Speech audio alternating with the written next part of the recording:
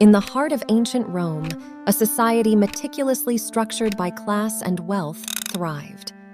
At its zenith stood the senatorial and aristocratic elite, perched atop the social pyramid. The equestrians, plebeians, and freedmen occupied the middle echelons, leaving the lowest rung for the unfortunate souls deemed property rather than people, slaves. The lives of Roman slaves were marred by unimaginable cruelty, as Roman law relegated them to the status of chattel.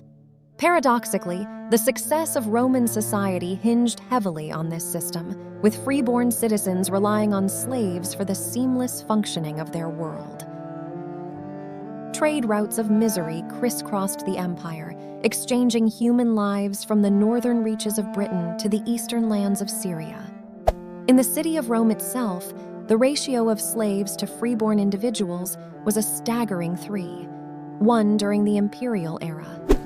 Slave ownership, once the exclusive domain of the societal elite like Marcus Licinius Crassus, became a symbol of status and affluence coveted by plebeians and former slaves alike.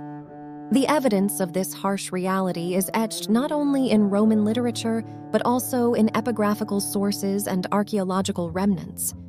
Pliny the Younger's letters shed light on the institution of slavery, though tinged with the idealism of the elite. Epitaph inscriptions unveil the intricate relationships between slaves, ex-slaves, and their former masters, while archaeological excavations expose the grim reality of gladiator arenas spanning from Britain to Turkey. The pathways into slavery were diverse. Many became ensnared after being captured as prisoners of war during Rome's expansive conquests. Others found themselves on the auction block due to piracy or insurmountable debts, even resorting to selling themselves into servitude. Some, tragically, were born into the shackles of slavery, severed from their mothers shortly after birth, or caught in a web of encouraged relationships to boost the slave population.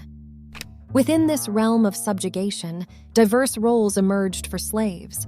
Domestic slaves, often educated or skilled, were highly sought after as tutors, cooks, and even hairdressers.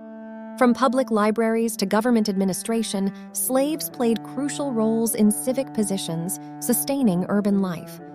Yet, on the opposite end of the spectrum, some toiled in the harsh conditions of rural estates or the perilous depths of mines, where life expectancy could be measured in months.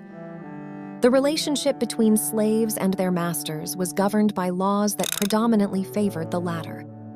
Masters held legal dominion over their slaves, possessing the power of life and death. While some slaves resisted through escape or violence, the consequences were severe, often extending to the entire household if a master fell victim to an attack. Despite the inherent brutality, some masters found it in their interest to treat slaves with a modicum of fairness.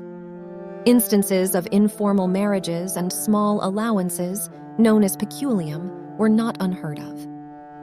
Mutual respect occasionally blossomed, as seen in the bond between Cicero and his personal secretary, Tiro.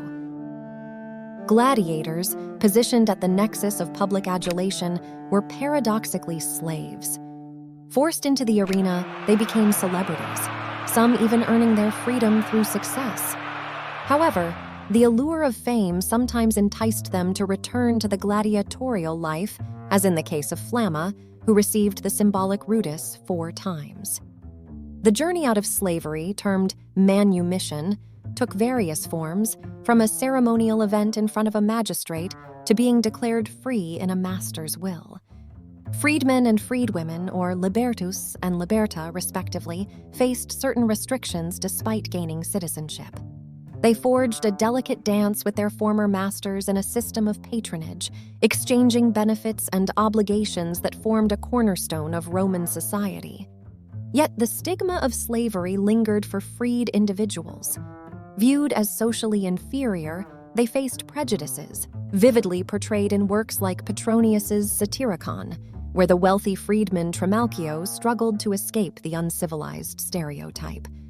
Dedicatory inscriptions unveil poignant bonds between masters and ex-slaves, offering a first-hand account of life after slavery. The legacy of ancient Roman slavery, though abhorrent by today's standards, endured as a normalized aspect of daily life. It serves as a stark reminder that the chains of servitude, once forged in antiquity, continued to shackle humanity for centuries to come.